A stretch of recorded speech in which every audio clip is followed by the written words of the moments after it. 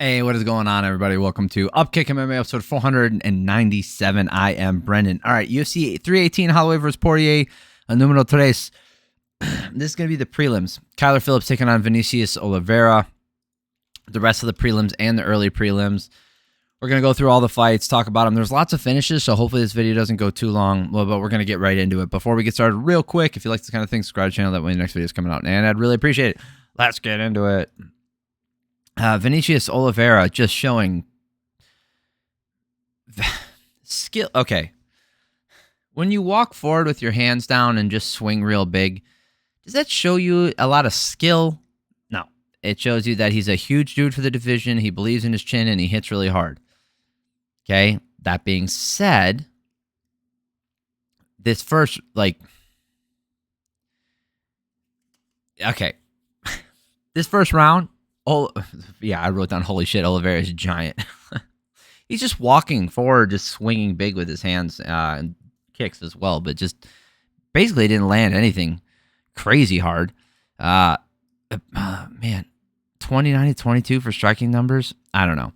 Phillips drops him with a low kick early, lands a big right hand, shaking him early, which is, it looked good for Phillips, but that's the thing, is Phillips' movement and quick attacks are, they're landing and they're off time, like the off tempo attacks, they're landing, but you just felt like Oliveira was going to land something at some point and hurt him, right? Oliveira slipping and sliding all over the place as he throws, which isn't a good look. So when Phillips lands, it makes it look even better. Oliveira just has no respect for the stuff coming back at him. He keeps his hands down. Phillips stops circling the cage. So if Phillips slows down and stops circling the cage, it was going to be a bad night for him. And that's eventually what happened. But in this first round, Phillips outlanded him, did more damage with it. Oliveira just missed way too much. I gave this first round to Kyler Phillips. 10-9. Second round, Oliveira drops him with a left hand, and then he starts to unload on him. Phillips grapples, falls off the back. He ends up on bottom, but he survived this round. Oliveira looks tired. He's just walking around now, but Phillips, he doesn't look the freshest either. Not a 10-8 round.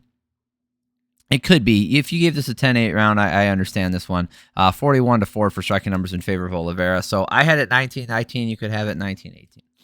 Last round, Phillips didn't do enough damage in the last round. He really didn't. He just did, that's the end of it. We don't need to talk about it anymore. 33-16. It looked exactly the same as the other two. Just the dude walking with hands down, face forward, just didn't do enough damage. All three judges saw it the same way, giving that first round to Phillips, and then Oliveira the second two rounds.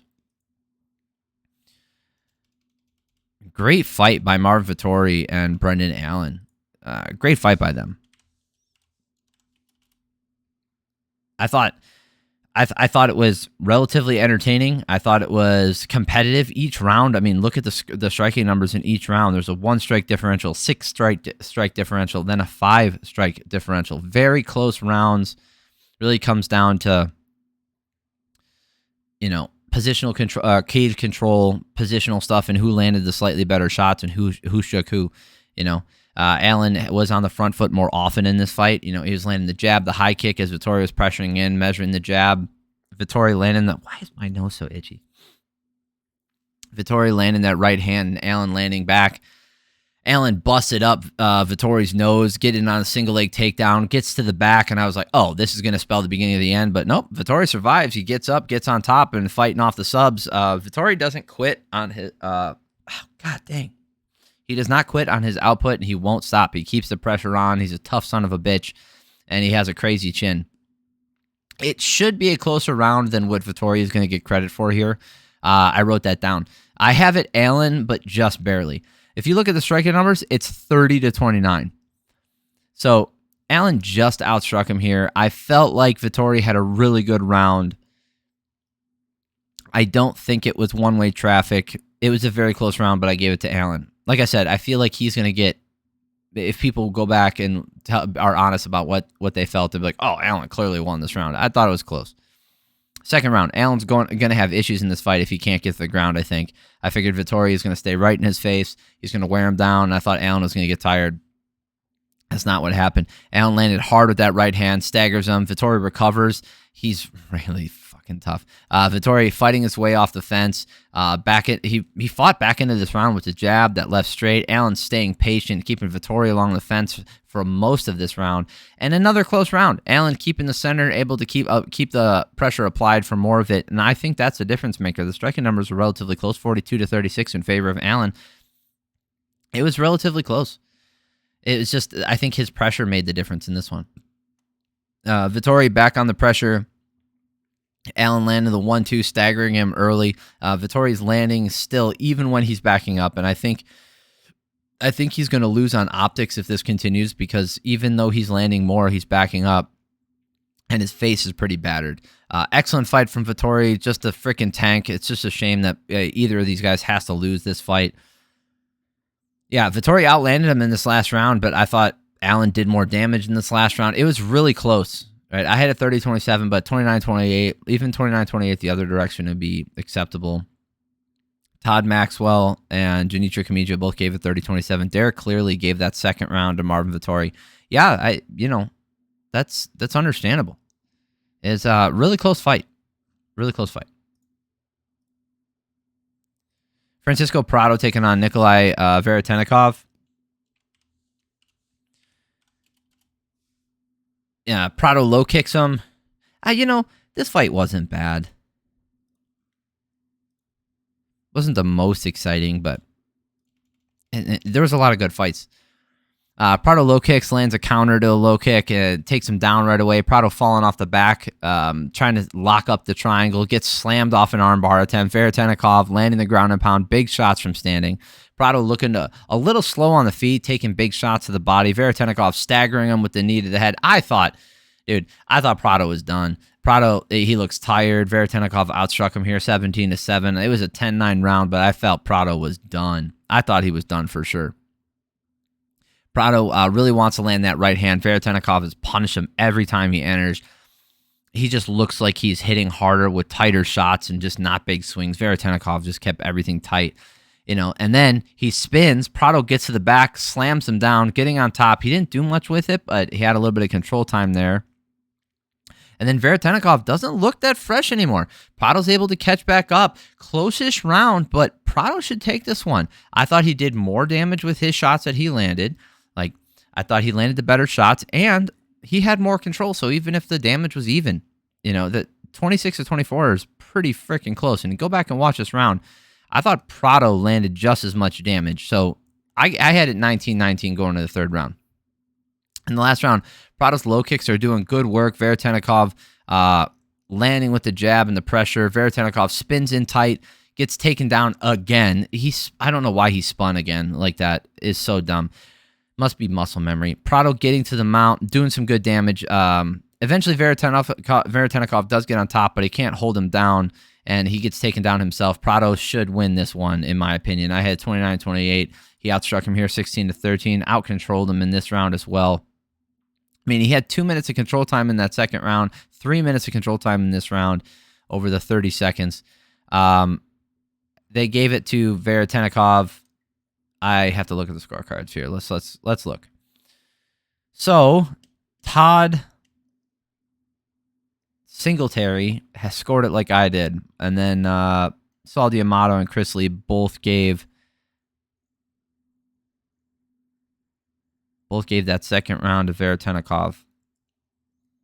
I feel like that's the easy answer, and they weren't really watching. I'd have to go back and watch it to reconfirm mine, but that's not how judging works. You don't get to go back afterwards and then change your decision. You put your scorecard in right after the fight takes place. Actually, right after every round. Ateba Gautier versus Robert Valentin. We don't have to talk about this one very much. Gautier just landing pretty much anything he wants. He drops him. Valentin can't even stand right. He keeps waving him in, but then he gets knocked the fuck out. I don't know what that was. It was really weird to watch. Not a whole lot to break down. Adam Fugitt versus Islam Dulatov. Dulatov coming over the top. Where are you? over the top with that right-hand counter. He's looking really confident, staying in his stance. Fugitt just landing some kicks. It just looked like Dulatov had no respect. He didn't care about anything Fugitt was doing. He just landed what he wanted. He landed with the knee up the middle. Those right hands, the elbows in tight. Then he drops him with the left hand, follows up, momentarily put him out, and then the ref stops it. It's a fine stoppage. I don't think that was a bad stoppage. Adam Fugitt still had his consciousness about him, but he was, he went out, and whether it was momentarily or not, he went out, so there's no reason not to stop it there. If you wait any longer, I would have a problem. Jimmy Crute versus Marcin Prachnio. Wow. Prachnio's got some flexible freaking elbows, huh? Prachnio going with the low kicks, trying to keep the pressure, keep back the pressure of Crute. Crute keeps walking him down, sticking to the 1s and 2s as he's walking in a range, getting to that single leg takedown, getting on top. Didn't really do much with it, but it looked like that was going to be his path to victory. Prachnio wants to take down himself. Don't know why he did that. Fails on it, gets stuck in a front headlock. Crute does a great job of keeping pressure on, keeping the grappling going. Then he gets on top, gets a nasty armbar, and like this attempt, he adjusted multiple times. He stuck it underneath his arm and cranked it back. You can see, a part of it in the thumbnail. It was nasty. He was bending it. I'm pretty sure Marcin Prachnio's arm is either double jointed or it's going to have some damage because his arm was bent backwards. That shit looked horrible. Good God. I don't know how guys do that. Ryan Spann versus Lukasz Brzeski. Spann countering the low kicks with a hard right hand immediately. Spann getting the takedown easily, transition to mount and gets an arm triangle. Then gets ground and pound.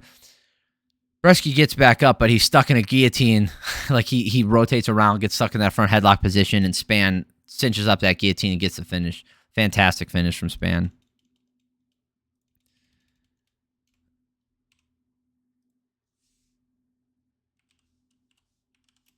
Bruno Ferreira versus Jackson McVey. My bad, not McVey. McVey standing in the center, waiting to counter. It's kind of a slow start to this one. Not a lot happened early on. Ferreira started landing the low kicks, giving McVey a limp right away. McVey gets the takedown, but then falls off the back, ends up on bottom, getting mounted, and then Ferreira gets the armbar. Few armbars in this on this card. There was actually quite a bit of arm bars, at least even armbar attempts. It's not the easiest submission to pull off anymore. People know how to defend. Carli Judice versus Nicolle Caliari. Nicolle? Ah, crap. I listened to it. Caliari bound up tight, letting those hooks fly as she gets in the face, throwing those high kicks. Judice avoiding the big shots and landing jabs. She just looked like a much cleaner striker. Caliari is mixing things up with the takedown attempt and getting to the back along the fence, but Caliari started to slow down, and Judice clean striking started to put her out in front. Man, did she put it on her. Really punishing her for being reckless. 38-11 for striking numbers in that first round, 10-9 easy. Second round, Judice is really busting her up. She's busting that right eye, that right eye was closed almost shut through this round. Those straight shot counters were nasty. Caliari just was not moving all the way into range. She was coming up short on her hooks. She didn't want to extend because she was taking so much damage, and Judice is just tagging her the whole freaking round. Caliari can't get a takedown, can't land consistent damage, just falling way out of this one. 20-18. 47-16 for striking numbers the second round. Last round is way worse. Judice just picking her apart, and there's a knee up the middle, drops her at the body shot, and the follow-up, and it's all over. Great finish for her. All right. That is the end of this one. Let me know what you guys thought about the fights. Did you watch them? Did you pay for a pay-per-view with no real belt on the line? Did you think Max Holloway and Poirier was closer than the scorecards made it out to be? You let me know in the comments down below. I appreciate you all for stopping by. If you like this kind of thing, subscribe to the channel. The next video is coming out. And if you did like this video, hit the like button. Love you guys. Have an amazing week. Peace.